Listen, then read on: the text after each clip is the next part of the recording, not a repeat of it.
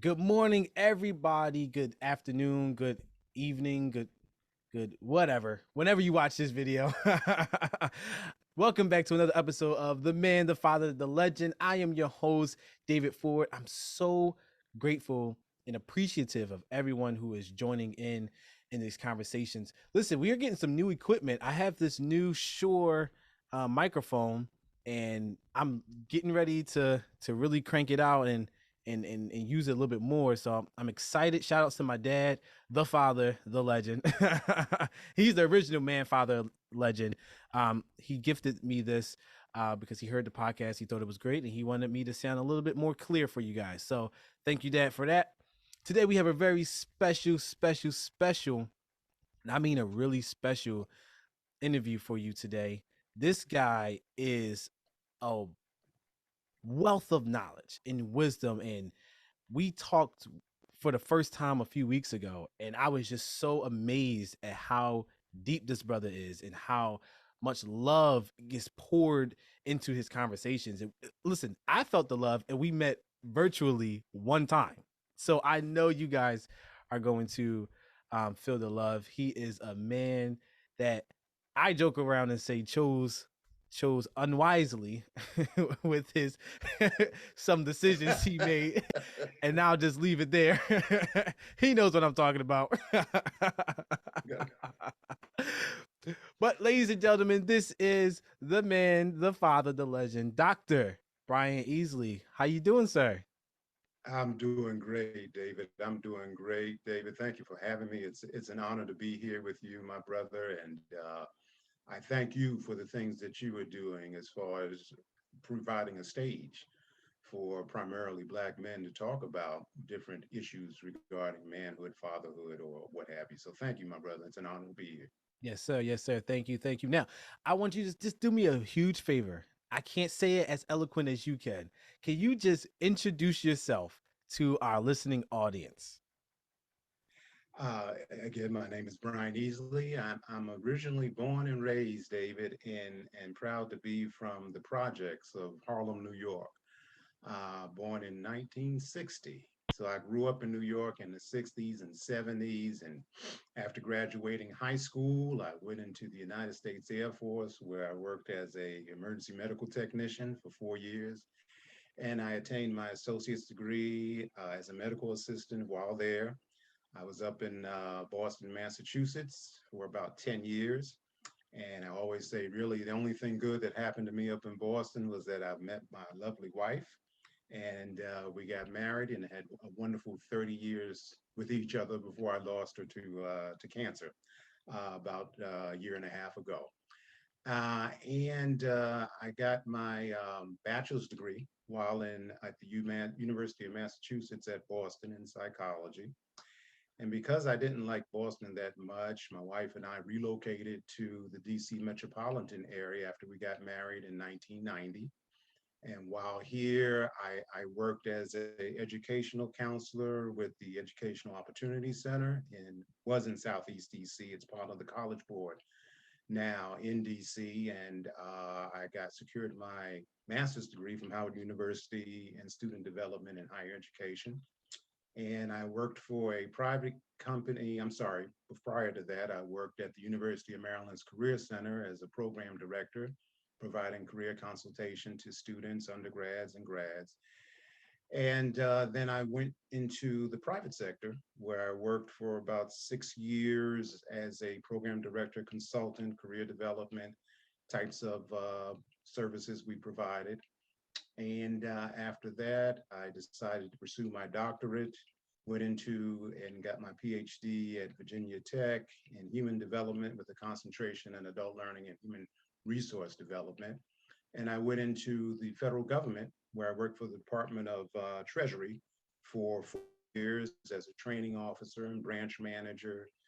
And then I went into secured a position with the Department of Transportation, where I served for 7 years as their um, chief learning officer and their chief diversity officer. And then I retired this past July of 2021 and enjoying life. Yes, sir. Yes, sir. You're looking good Yeah. too, man. You're looking good, looking great. Thank you, Oh, sir. I And have to so send are my you. condolences for you for your wife. I know that couldn't have been an easy thing to Thank experience. you. What has that experience been like, and how different has it been to be uh, now widowed? Ah, well, David, thank you for your condolences. My wife Jackie was just an outstanding individual. She was a strong woman of faith. And like I said, we had 30 years of blissful, wonderful, not perfect, but wonderful marriage with each other. And 32 years of knowing her. It would have been 33 years this month. And we produced two wonderful children, a 23-year-old, our youngest, who is now working, secured his degree from Delaware State. Our daughter, who secured her master's from Bowie State, undergrad at Towson, is working as a school psychologist in the area. So Mm. it was a wonderful journey. And she battled cancer for 20 of the 30 years we were married. Um, Wow. she had four different diagnoses of cancer, and Wow. she beat it, David, three times out of four, until we lost her in December of 2020 to stage four liver cancer. So Wow. my brother, yes, I wish she was here, and that's the only regret I have with retirement is that she's not with me now to because we had things in our bucket list we wanted to do. But I'm looking at the glass being half full. I was blessed to have her for 33 decades plus, Mm, and mm. the run that we had, the journey we had was fabulous. So we're now at a point where we can celebrate Right. her legacy and live life as she would want us to, So we'll always miss her, but it was a wonderful ride, man. Wonderful That's amazing. Now, 30 30 plus years. ride. You had to experience a lot of ups, a lot of downs, a lot of good, and a lot of bad. My first question that I have to ask, just from hearing you talk about it, is Hmm. how did you make it 30 plus years, and how did you stick it out and be the husband that you were for 30 plus years? Well, I think what was fundamental for our relationship, I can't speak to other relationships, David, but I think our focus was, and I think it should be personally, is that when we first met, our focus was on becoming friends, Mm-hmm. you know. So before any intimacy and what have you there, we went on dates, we talked, we communicated, we shared with each other there. So before getting engaged, she became my best friend. Mm-hmm. And I think I became her best friend, where we could talk and communicate about, anything there. And we learned about each other and we shared and we discovered, our pluses, our assets, as well as our liabilities as human beings. Right. And we decided we were going to accept those as we became engaged and got married in 1990. So I think that was pivotal that we developed that solid foundation, you know.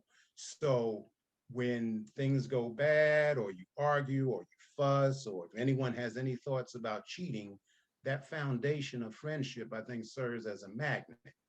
Mm, So you may think about wandering astray or doing whatever, or you get angry, but that magnet pulls you back.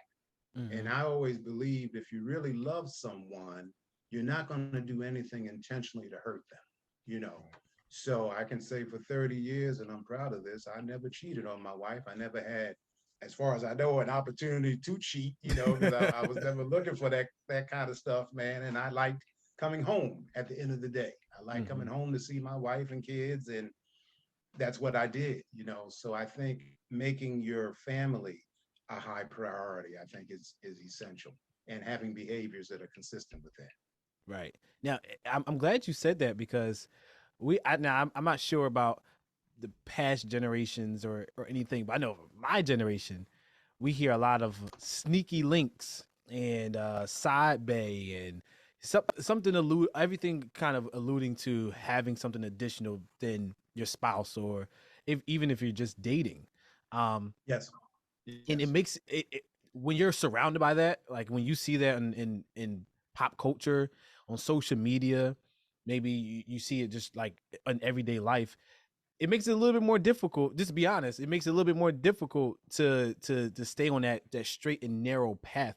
What was the way? And I know you kind of talked about it a little bit just now. What were some of the tangible ways that you stayed in that narrow path of not doing any extramarital affairs? Well, as I said, that I knew if I were to step outside of my marriage, even one time, that that was going to, number one, hurt me and my Mm-hmm. conscience. I knew it was going to hurt my wife. It was going to hurt Jackie, and it was could possibly destroy my family. And so the voice that I had within me I would ask myself, is it worth it to have those few minutes of whatever, you're doing in that hotel room or wherever you're doing it? And my answer was always no. Mm-hmm. And not only would I emotionally hurt and scar her, I could also catch something and bring it home to her, and so again, going back to that friendship and that love, if that foundation is really solid, you're going to have, and this is what I think a lot of men don't truly understand, you're going to have the ability to say, and we all have the abilities. We're not monkeys or what have we're human beings. And so we have the ability to say no, we have the ability to make smart decisions. Now, whether we exercise that or not, Mm-hmm. because I think there are many men that have it within their concept. I'm not going to say their DNA, no, because Mm-hmm. that gives them too much of an excuse, but they have this concept, or they're in what's a call to men refers to. A call to men is a wonderful healthy men's organization called the man box. And in the man box, we have given ourselves license to be unfaithful, to cheat, to have multiple women, even though verbally we may be saying we're committed to this one person. Mm-hmm. And it's nothing wrong if you don't want to commit to someone. If you know you're not ready, you're not prepared, you don't have the emotional maturity, or you don't desire that for whatever reason, I just submit to you, just be straight up. Mm-hmm. Tell that young lady or that partner that you are not into fidelity or commitment or what have you. Then that way she knows, or Right. the individual knows, and then okay, you can do your thing or what have you there. And some people never are prepared for that commitment, but don't pretend to be something that you're not. And I think you touched on something really interesting, that the concept of thinking, right? And a lot of times it's so easy to say, "Oh, I want to do this because it's going to make me feel good, or because it's going to satisfy something, or because I can get away with it." But that Yes. the but being able to think and think about somebody else, that's not easy. It's not well, it's easier than people are making it to be. I would say Yeah. that. it's Yeah. it, Yeah. it's definitely Yeah. easier than people make it to be. Yeah. I wouldn't say it's like second nature. But it probably is second nature. I don't know. I don't know what I'm trying to say. I'm trying to understand it. No, no, I think you're right on point, David. And if I may try to enhance your response, I think there are three things that are major distractions for us, just from my lens, as human beings, not just Black men. And one of them is egocentrism. I think that many people, not all, are very self-centered and selfish, which Mhm. is much different from self-love and self-care, which we need those things to be applicable as well. But I think we tend to be very focused on self. And you notice, I don't know if folks can see my pronouns, but the pronouns I've chosen for myself are we, our, and us. Mhm. And I don't throw shade on those who choose other pronouns, but I believe we are being conditioned now to be selfish. And you listen to people when they speak, and I hope, David, you're hearing a different dialogue than I am. But often what I hear is I count the pronouns me, I, and my versus we, our, and us. And the Mhm. me, I, and my pronouns I hear far more often than I hear we, our, and us. What that Right. means, I don't know. I think the other piece that is a distraction is hedonism, meaning we focus so much on the pleasure principle. We focus so much on having fun and having a good time, and some of us that creates a barrier as far as being able to do work, be able to be committed to somebody else there. If you're just looking to have fun and it's about you, And then the other distraction, I think, the third is materialism. I Mm-hmm. think we're too caught up in stuff and things and what's in those behind those four walls of a store and what have you. And sometimes that's more important than our role as fathers or our role as husbands or as boyfriend or whatever that role may be. So I think those three distractions sometimes prevent us from being focused on the collective or the group or the larger entity there, the greater good. That's good. That's good. I agree. Now I thought about this question. I'm going to play a scenario for you, and I want Uh-huh. your intake and what you would do or would have done if you were in this situation. So you have Okay. some, and this is completely made up. I just thought of this scenario, this scenario This is a because test. This is a yeah, test. I mean you can say All right. All right. that. Okay. I'm ready. I'm ready, brother. Go ahead. So on that same topic of I guess extramarital affairs. So say all right, you you have you and one of your good friends. Let's say you have a best guy friend, right? And you notice that he is doing something that is not faithful to his marriage, whatever that may be. Mhm. How do you, as Dr. Brian Easley, how do you address that with your friend? With your buddy, your boy, your homie, your whoever, maybe somebody that you grew up with. How do you address it with them, so that you can, so they can understand what they're doing? Well, let me back up a little bit, David. First, I would not approach them as doctor. I'd Mm-hmm. approach them as their brother, as their friend, along those in that scope. And I would just basically say to them, man, you're wrong. You're wrong. And even more so than that, I'm not going to do anything to endorse or to say to you that it's okay that you are stepping outside of your marriage. Mm-hmm. Now, what I would suggest to him is ask him a few questions. What are your reasons for?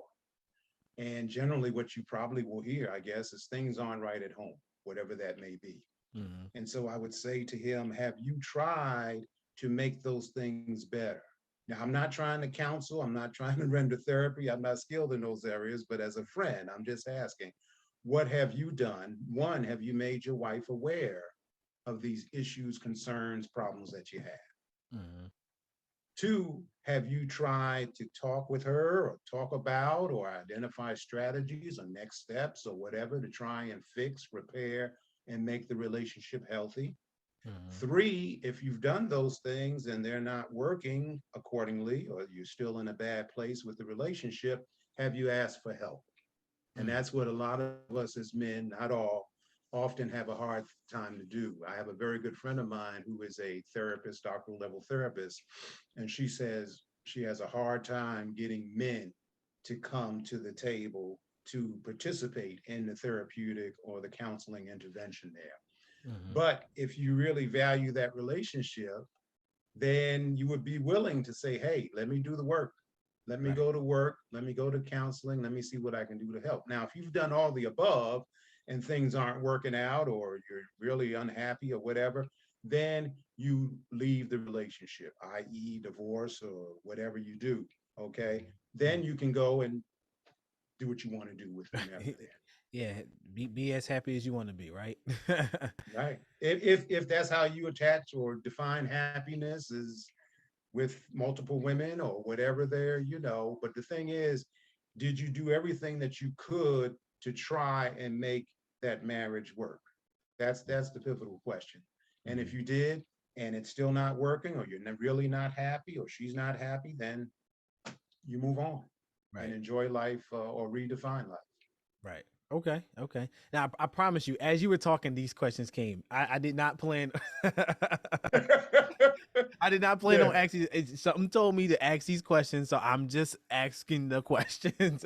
that's fine. Impromptu. That's fine, brother. Yes, sir. Yeah. Yes, sir. Now I want to go back because you have such an extensive career and you've accomplished so much. You said you have two children, correct? Yes. Hmm. Two adult children. Yes. Two adult children. Now, I want you to just go back with us for a second. Do you remember, and I ask everyone this question, do you remember the day and the scenario surrounding in which you first heard those words, you are going to be a father, that your wife was pregnant. How did Yeah. you react? What was your response like? Oh man, yes, I do. I believe, I'm pretty sure it was with our daughter, our firstborn. And I remember I was sitting in the bedroom. And Mm-hmm. what I remember, David, was my wife went into not the bedroom bathroom, but she went into another bathroom and she left the door cracked. And there's a mirror that was there. Mm-hmm. So she went to take the test. She went to take the test there. And so I'm looking, she didn't know I was looking, but I'm looking, man. And I could see her as she was looking at the results, she started to smile. And, and I, boom, you know, and she came in and she told me, and I think I pretended to still be ignorant of what was going on. And Yeah. she came and she told me, man, and I was like, oh man, I think we probably cried together. I don't know, but it was a wonderful celebration, and we've been celebrating ever since, man. Yeah. So yeah, I do remember that, man. It was wonderful, wonderful. Now, was that a goal of yours to become a father? Yes. However, let me clarify. We decided that we wanted to wait because we thought it was important after getting married. We wanted to wait to have some time for ourselves, not being, and maybe being selfish, I don't know. But we knew that once these other people show up, that the word spontaneity just vanishes from your vocabulary and from existence. Right. Right. And so we got married in 90. Our daughter was born the latter part December of 95. And I think my wife was a lot was better, was more ready than I was at an earlier period than I was there. But we waited 5 years to develop ourselves as husband and wife. We had the friendship, we had dated, all that was good, but the role is different once you get married. It's beyond just a piece of paper. So we wanted to give ourselves time to be spontaneous and to learn our new role as husband and wife, and to how we were going to collaborate that initiative there. It's Did I interesting. answer your question? Oh yeah, it does. Okay. All It's right. interesting. You said learning the roles of husband and wife. What does that? How do you learn? Like, what does that mean to learn the roles? Because a lot of times, I know for me, when I got married, I thought it was just natural. I didn't think. I knew this was a different journey and it was a different venture, but I didn't think of Yeah. it as something I have to learn. I thought, Yeah. "Yeah, I mean, I can do it. I just wake up. I can Right. just be that nurturer, that giver, that provider, whatever I had in my head. And I don't think I did it as well as I could have Yeah. initially because I didn't admit that I needed to learn something. Right. So, Right. so what Right. does it mean to actually learn to be a husband and a wife? Well, our belief, Jackie and I, my wife and I, was that we both bring assets, skills, knowledge, information, experiences, competencies to the relationship. And so we would talk and discuss, and you should have these discussions before you jump the broom, Mm, ideally, as far as envisioning and thinking about what your roles will be. And so, for example, she was much better managing money, and she worked in a bank at the time and had worked for the Federal Reserve. And so she was comfortable and more interested in managing our finances there. mm-hmm. My roles became, because my background was in health, that I would manage any kind of doctor's appointments often, and share the responsibilities, but medical stuff and education and what have you there, working with the kids in those areas there. So I think what's critical, and it just amazes me that you have people, they meet, they date for a couple of months, they're intimate, they get married in 3 months, and then you find out, oh, you want to have children? Well, I don't want to have children, you know, Mm, or you want to go back to school? No, I can't see you going back to school. I mean, things that, and you can't cover everything before you get married, man, right. but you want to have some kind of dialogue and share what your vision is for that relationship, what you think your role should be, as husband, as father? Do you see yourself getting up to change diapers? Mm. One of the things I do regret as a dad, man, when my daughter was born, I was adamant, David. I was going to learn how to do hair. I was going to learn how to do her hair, and I never did, man. I can't tell you why. I think maybe I saw my wife when she was working on her hair and she'd be sitting there hollering and screaming, and maybe that spooked me a little bit there. Right. I don't know. But but yeah, I think you got to do some visualization, and you got to talk, you got to communicate and share what your perceived roles will be in advance and have that dialogue. Now you talked about growing up in the projects in Harlem. How did your Yes. experiences as in the projects as a child? How did that influence you as a man, and then as a husband, and then later on as a father? It did tremendously. And I grew up in the Manhattanville projects in Harlem from 1960 to 1978. That was home, that is home. And back in that time, man, most of the families in our building, in the projects, you had 6 buildings, you had roughly 200 families per building. So roughly 1,200 or so families within a few block radius. Hmm. And so you had, I remember my dad was in the house, mother and father, and most of my friends had, at least early on, to a dual parent household Hmm. back in that time. So I saw some men. My own dad, I think, was a very healthy role model. My dad was loving in his own way. He wasn't the kind that would say, I love you, and that was okay, because I knew that he did based on his behavior and his actions there Hmm. and his commitment to my sister and I. So that was never a doubt. Um, but I saw men, we had a circle growing up that my parents created of about 6 or 7 other families that had children. And we were very close. We would celebrate holidays together. They'd celebrate anniversaries, and they included the kids in Hmm. those experiences there. And so I saw healthy, not perfect, but healthy male role models of men who were committed to their families, were committed to their relationships, were committed to the community. And that in itself laid a platform for myself. And when I saw my dad, who would go to PTA meetings, who went to back to school night meetings, who would help me with my homework, and my sister with her homework, and was engaged and checked in, that really sent a message to me about what healthy manhood is really all about. And so I've tried to emulate that myself.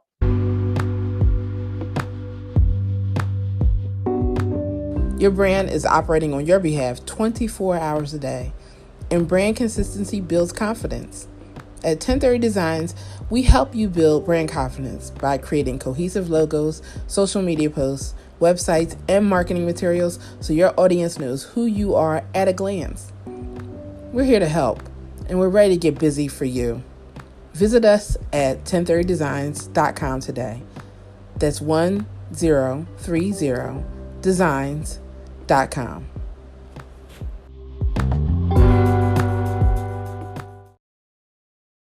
What does it mean to be woke and free?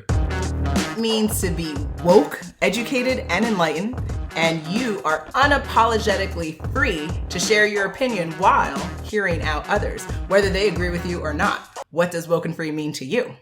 It means digging down to what's really going on, not accepting information just because you are told it is the truth. It is waking up to the idea that there is a story behind the story. It is freeing yourself from the chains of control. How does one become woke and free? Make the decision, commit to a woke and free lifestyle, and never look back. Subscribe to the educational and entertaining phenomenon of a podcast at wokenfree.com, WOKENFREE.com, and you will tune in every week for Woke and Free Wednesday for an unforgettable show you can't get enough of. Woke and Free is more than a podcast, it is a way of life.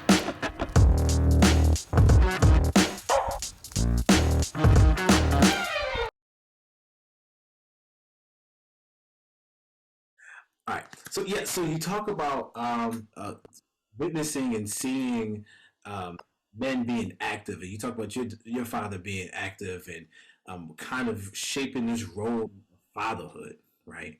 Well, in your opinion, and I'm asking you this for a reason because it's a clip I'm going to show to us in a little bit. What are the responsibilities of a father?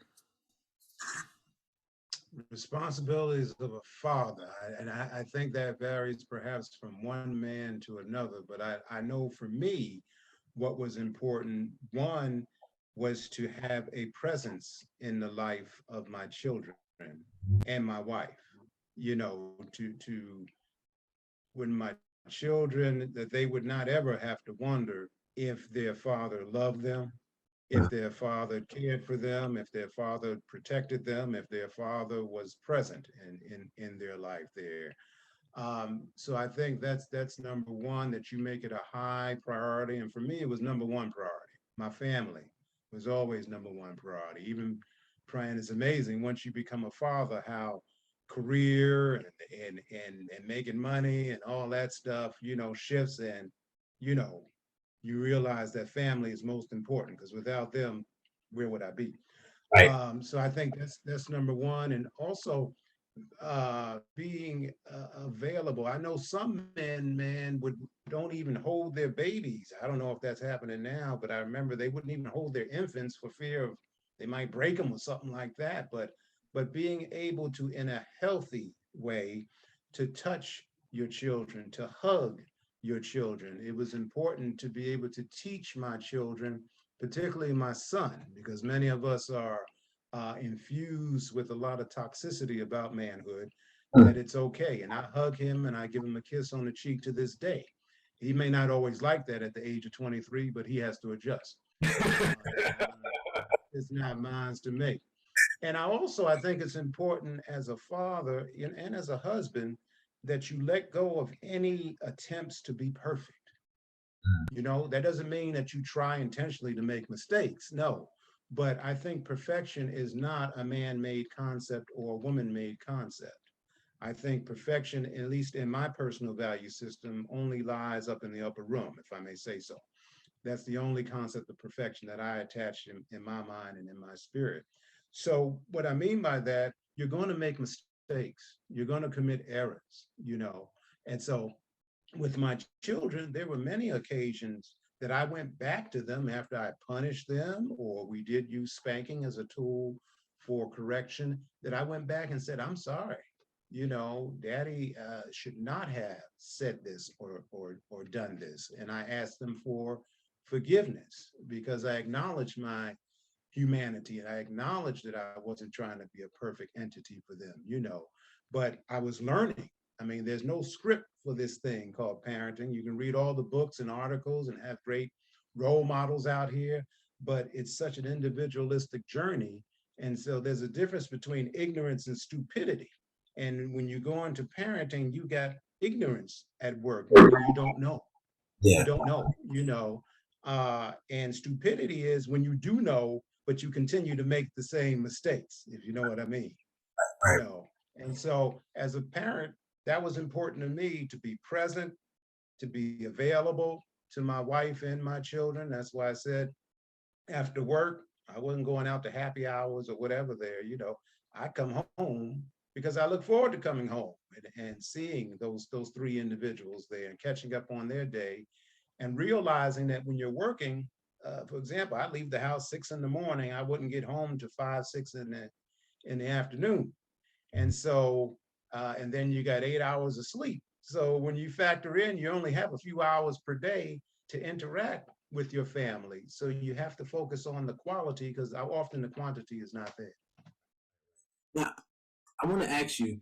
Well, before I ask you this, it's interesting that you brought up the holding baby example, because I just found out when my son was born, my dad told me that he never held us from Really? born to about, I think he said like 2 years old. And why was that, if I may ask? I'm just curious. Wow. I'm the youngest, So you were 2 years old. and I'm the youngest of 4. He said his reasoning was because he didn't he kind of struggled with recognizing his own strength.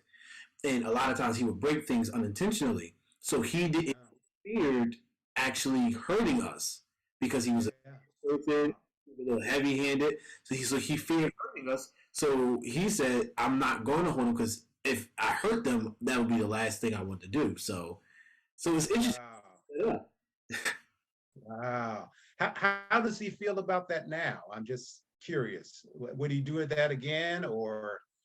So I don't know if he would do that again, but I will say he loves to hold my son. He loves to hold him, Is and that right? he holds him all the time. So I think this is just me, and I talked about it specifically. I think that there was, for lack of better terms, I would say guilt attached to it, and he, in his way of kind of doing it over, is by fully embracing and holding and being more affectionate with Junior. Yeah. Which is You may want to ask, him, not to criticize him, not to throw shade on him. No, but Dad, I'm just curious. You were hesitant to hold us up until 2 years of age, but I noticed with my son, you're right there. What happened, or what happened in between? And I'd be very curious to hear what he has to share. But applaud him. That's wonderful, man. That for whatever reason he's decided I'm not going to deprive myself of, and again, he was trying to protect you when right. you were younger. If he really felt that he might hurt you, then he was trying to protect you there, which is great. But man, for me, I couldn't wait when my children were being born, and I remember holding my daughter when she first came out. And I swear to this day, she smiled at me, David. My wife says she had gas, but no, she smiled at me. She knew her daddy was holding her, and she smiled at her daddy. And I'll take that to the grave, man. But and in contrast, my dad, I remember him saying, I was born in 1960, my sister in 63. And he said, I remember we were talking to him many years ago. He's deceased now. And he said, I said, Dad, were you there in the delivery room or whatever? He said, no, but I took your mother and I dropped her off at the hospital. And I came back home, to take care of you and what have you, because my grandmother was watching me. I said, oh, okay. But back in that day, in the early 60s, I guess that was, you were doing your role, man. So he said he dropped my mother off and he was proud of that.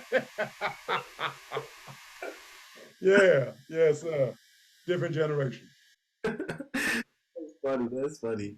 I want to shift because I saw a video on social media, and I'm interested on it. Now, I'm going to play the video for our listening audience, and then I'm going to get your take on it. It was about trying to be a provider. If a man is at home all the time and he's the breadwinner, that's a bad sign. And the problem with being a father is you can never get it 100. If I give you time, we don't have money. If I get the money, you don't have me.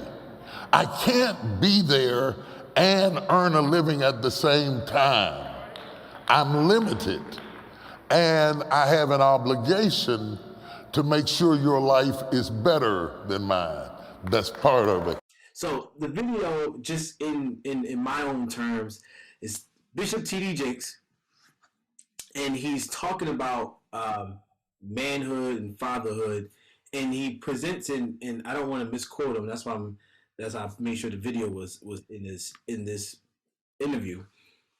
But he kind of argues that as a father, you are shuffling or juggling between being present and being the provider. Where if you are truly going to be the provider for your family, for your wife, for your children, and take care of the home, you have to sacrifice being present at least to some extent or some degree, especially when it seems like your children or your wife need you the most, or want you the most, or really are relying on you to be there. But if you are constantly present, you slack on being a provider.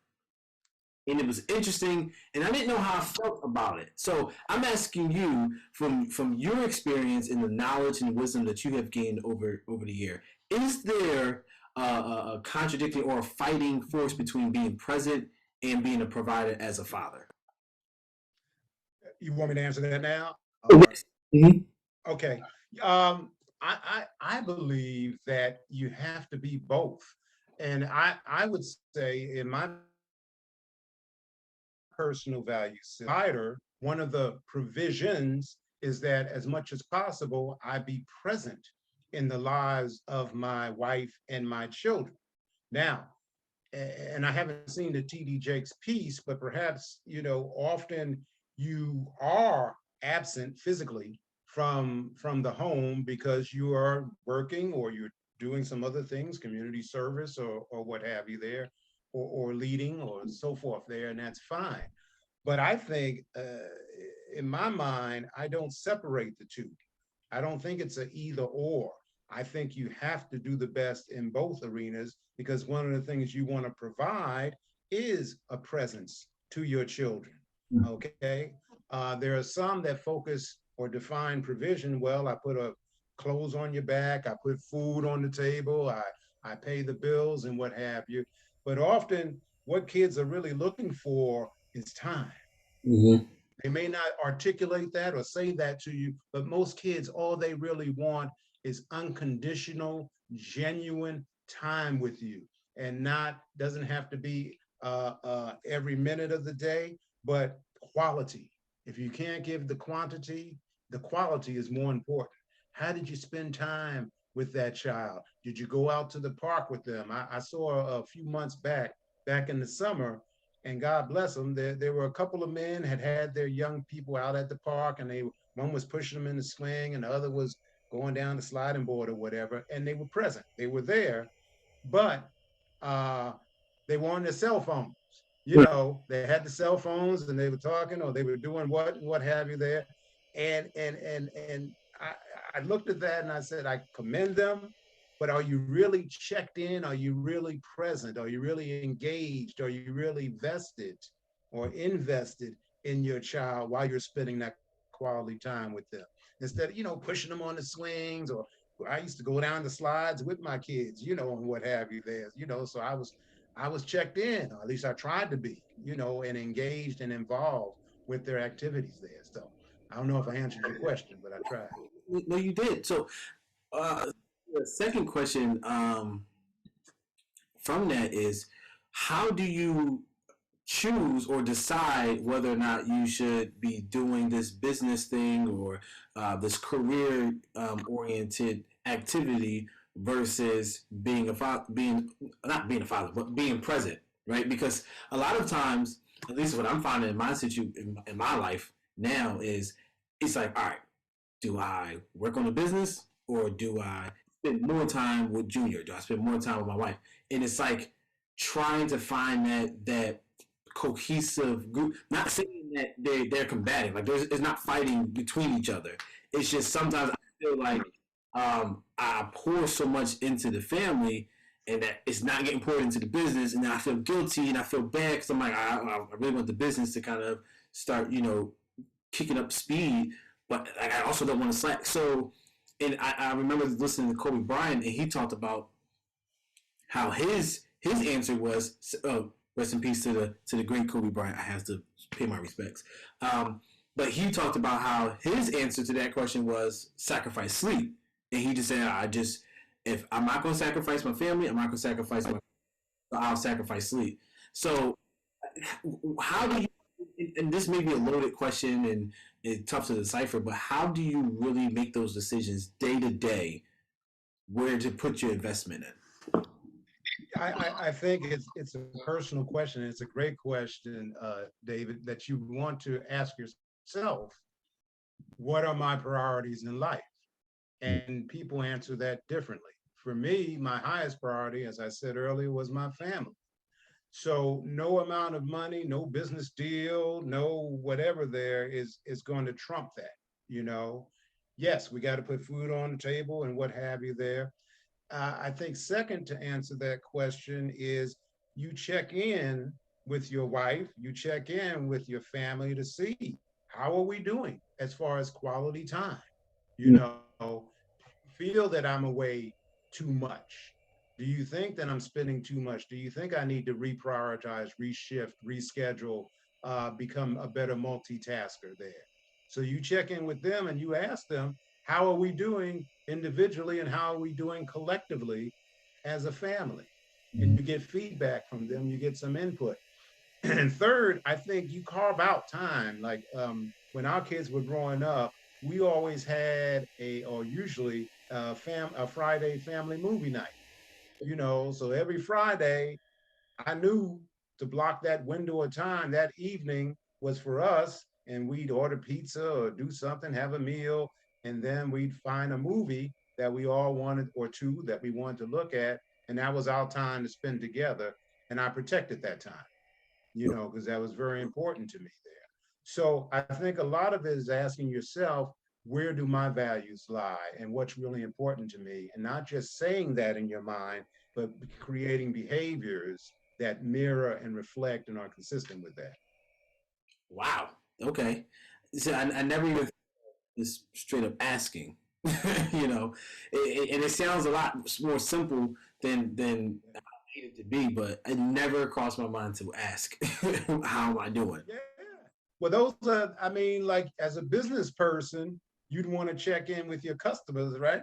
Right. And see, am I hitting the mark with whatever services or provisions that I'm providing to my customers? Well, you do the same thing with your children and your wife. You check in, you get some feedback, you get some input. You want to check and evaluate your performance. You know, otherwise, you know, you may be doing things and think everything's okay. And then fast forward later on, your children are saying, well, Dad, we never saw you. You know, you were always in business and what have you. And I just wanted to play with you. And there's a void. And so you don't want to find out then. Right. You want to have that data as soon as possible so that you can make the necessary corrections as needed. And that's thing, and I kind of been wrestling with that the past few days and weeks because a lot of times when you ask, you get your answer. Uh-huh. You get your Right. and you get Right. um, Yeah. and Yeah. the answer may not be what you want to be, and I think that I was previously, and even still now to an extent, kind of fearful of how I actually looked in the mirror, right?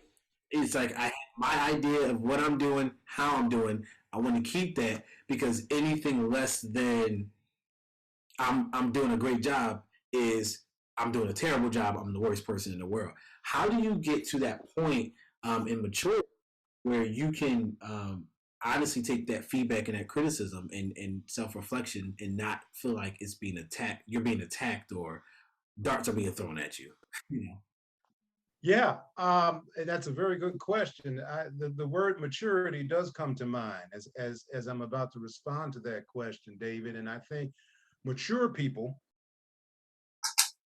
and what mean by mature is that as a 18-year-old and younger, yes, your focus is on being self-centered, materialistic, and hedonistic there. However, mature people get on that bridge and begin to move toward that we, our, and us piece that we talked about as far as how they define success. So the mature person will make changes, make adjustments there, and want to get feedback because you don't improve.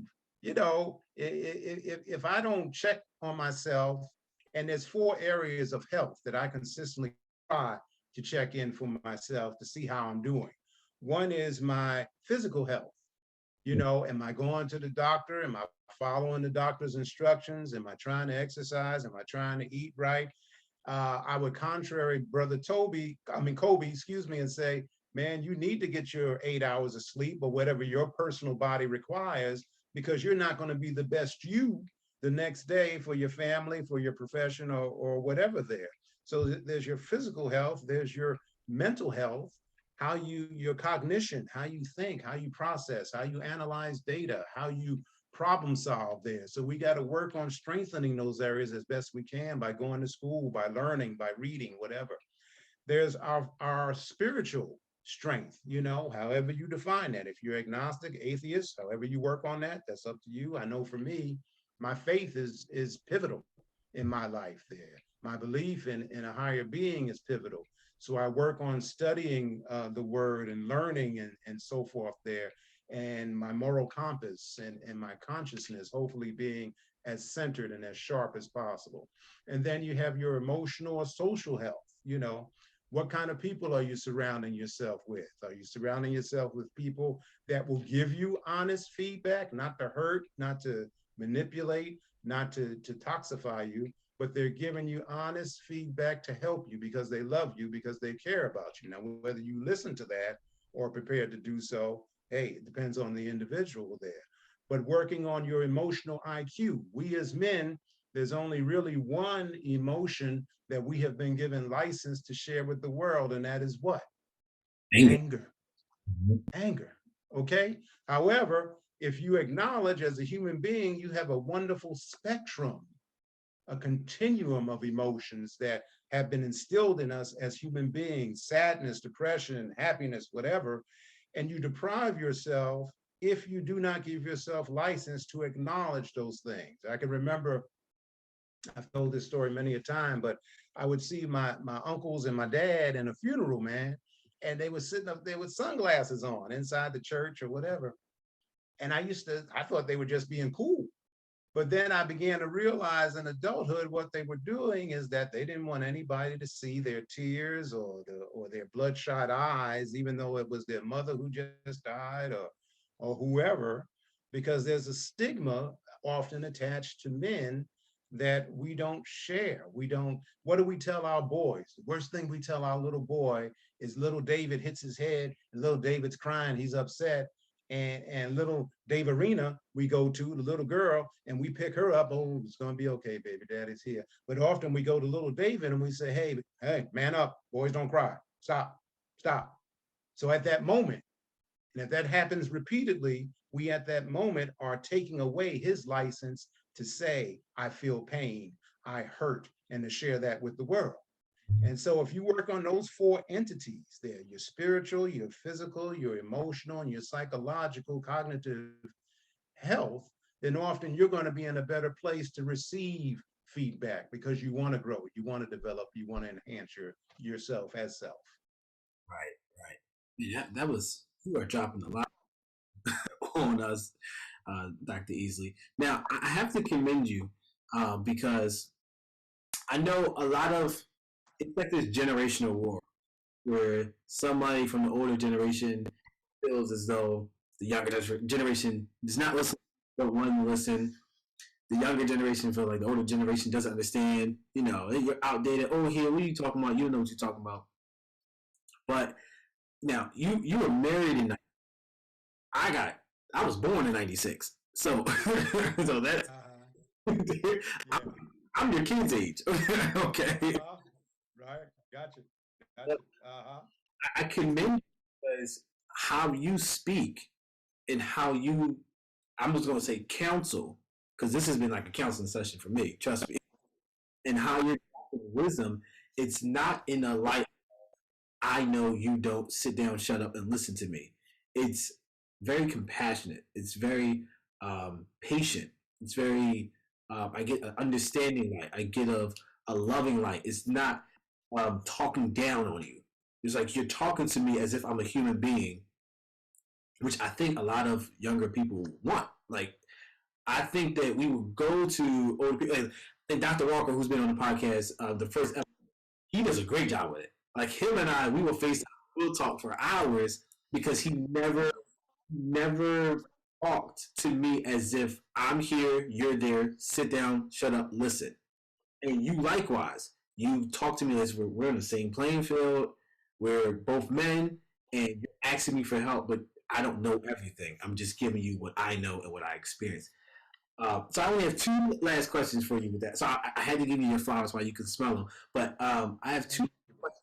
The first one is, how did you become this person, right? How did you? And I know that you came from the projects and you experienced a lot. How did you become this person of now? Again, I don't know you outside of the few conversations that we had, but I feel the compassion, I feel the patience, I feel the kind of tenderness, just how you carry yourself. How did you become this person?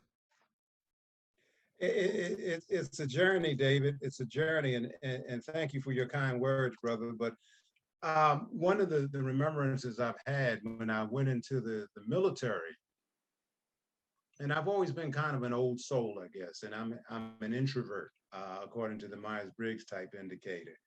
And when I went into the military at the age of 18, 19, man, I used to take Sundays, and I was stationed at Hanscom Air Force Base in Boston, Massachusetts. And I would spend often my Sundays, I would go up the hill from the barracks, and there was this wonderful soccer field, as I remember, and some bleachers that were there. And I'd go up there with books and so forth there and to read. And I'd bring my little boom box, play a little jazz music and what have you. That's when we had boom boxes, man. And I would take time to really think about self and think about visioning. And I made a pact to myself there. And it went something like, well, one, I was never going to be a discredit to my parents. That was extremely important to me, that when William and Elaine Easley heard the name of their son, they would never have a reason to hang their head in shame. Two, I was always going to be a credit to my community, to the African American community, to the Black community on the planet. I was not going to be a stereotype. I was not going to fuel any negative stereotypes about Black men, or do my best to do that. Go out here and try to populate the world and not be responsible for children. Go out here and undereducate myself there, et cetera, et cetera. Treat women in a poor way. And I tried to manage to do that. And so I made this pact that I've been able, and it sometimes is a very lonely journey. And I'm sure not saying that I've been perfect. No, sir, please don't receive that message. But when you're trying to do the right thing, when you lead a principle-centered life, when you lead a selfless life, often you are by yourself, or you're alone, or you feel that way, you know. And so I've also come across resources recently. There's a wonderful organization I mentioned earlier called A Call to Men. And you can Google them, and they have a wonderful website. And they've helped me to really understand, no, it's not just me. There are others that have healthy understandings of what manhood really is. So I'm realizing I'm not alone. And now that I've retired, I'm committing myself, as I'm learning, to be able to see what I can do to reinforce within myself what's right, to continue to sharpen my own iron, but to work with other men, younger, same age, older, whatever on the planet, to be able to help them to understand what healthy manhood is all about. So it's a continuous learning plateau. And you mentioned that listening, man. I always say, I think active listening is the most underdeveloped skill set on the planet. I come across very few people, and even myself, I'm still trying to learn to be a good listener, to check in, to really understand the messages there. And once you learn how to be a good active listener, there's a lot of people focus on, you know, the lip service and what have you. And so, for example, we're talking and I'm thinking about, well, David's talking to me, and I'm thinking about, well, what am I going to say? Because I got to respond quick and I got to be. And so that precludes, or that diminishes, the listening experiences that I'm having with David, because David could be dropping some wonderful nuggets, some good information, irregardless of your age, my brother, irregardless of where you are. I'm always looking to learn from whomever on the planet there, you know. And so I hope I answered your question. No, you definitely did. I really appreciate it. And we exchange contact information. I'm going to follow you more often. Trust me. And vice versa. Yes, sir. So my last question to you is, if you are talking to someone, a young man who is getting ready to enter fatherhood, the wonderful world of fatherhood, what advice, counsel, what advice would you give that young man who is getting ready to become a father?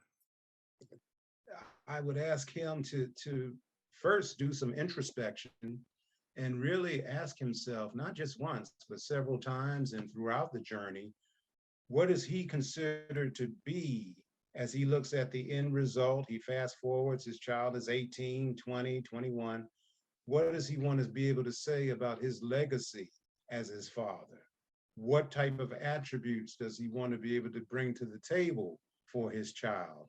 What, in essence, what does he consider to be a healthy, not a perfect, role model or individual for his young person or young persons? What does that look like? I would also suggest he have those discussions, similar discussions with his significant other or his wife to talk about what that looks like and what his role will be as a father, as we alluded to earlier. And I would say find some role models, mentors, study whatever you can, and be, like we said earlier, be checked in, be present with your child and learn your child, because each child is individualistic. Learn his or her needs and wants and what have you, and try to cater to that. Our goal, my wife and I, with our children, was to hopefully at the end of not the end of our parenting, because it never ends, but when they went into adulthood, that we would hopefully see respective, productive, constructive members of society. That was important to us there. And however they defined their happiness was left up to them. But we wanted to see individuals who were contributors to society and were healthy individuals there. That was important to us. And I tell them to this day, I don't consider you adult until you're out of your mama and my pocket. You understand? And that's you can call it tough love, you can call it what it wants, but we wanted to also see independence, self-sufficiency, not to a fault where they were hesitant or afraid to ask for help or what have you, no, but we wanted to encourage, inspire, and we told them, hey, your plan should not be that at the age of 30, 40, 50 years of age, you're going to still be in mom and daddy's house. No, you got to go. You got to go. No, I love you. You know, you got to go, and I want your mama back. I want to be able to, you know. So, and that wasn't to be mean, but it was to encourage. I think we hinder our children when we fuel or create dependency. I mean, 34, that was my worst nightmare when I was in high school. I didn't have a plan. I went into the Air Force. That was my get out of New York ticket. So I didn't have a plan. I can't say that. But I knew one thing, I was not going to be in that same bedroom. You know, I wanted to be independent. I wanted to be self-sufficient. I didn't know how to do it. I figured it out along the way, you know, but yeah, to be 20, 30, 40, 50 years old and still in your mama's basement, you know, I got my son is in the basement. He's on his way out though, David. He's looking, man. He's looking, you know, so I'm saying, how you doing, son? You find any nice apartments or anything like that? Well, you need any help with anything? Okay, all right. So Dave, he's on his way. I don't know when, but you know, yes. I just believe in that tough love and encouraging that self-sufficiency and that independence, man. On his way. Yes, sir. He got a job. He got a job now. He graduated college. Yeah. Let's roll. Yeah. I appreciate your time. I wish we had more time because you mentioned a lot of stuff that I still have questions for. So we got to get you here again. You got to come back on. Well, thank you, my brother. It's been an honor. It's been a pleasure. You did a wonderful job facilitating, man, and I commend you for providing this platform, man, because it's needed. Iron sharpens iron, my brother. And I saw the piece you did with Dr. David Walker. That was wonderful. So keep on doing what you're doing. I know you're in school pursuing your master's at Columbia University, which is in Harlem. Yes, Columbia is in Harlem. So I'm proud of you, man. Keep doing what you're doing, get that master's degree, and perhaps maybe you might continue and get that doctorate too, man. Why not? It's your call. If you want it, you'll get it. It's the goal. That is the goal. I appreciate, My man. and I have to end off and say this, that I believe in God and I believe in His Word, and He said He's the Alpha, and then got to all those other letters.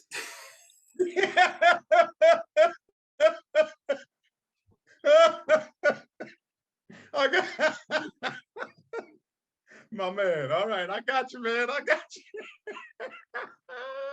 I'm not going to talk about your blasphemy, brother, but go ahead, do your thing. He said, I'm Alpha. Those other letters came.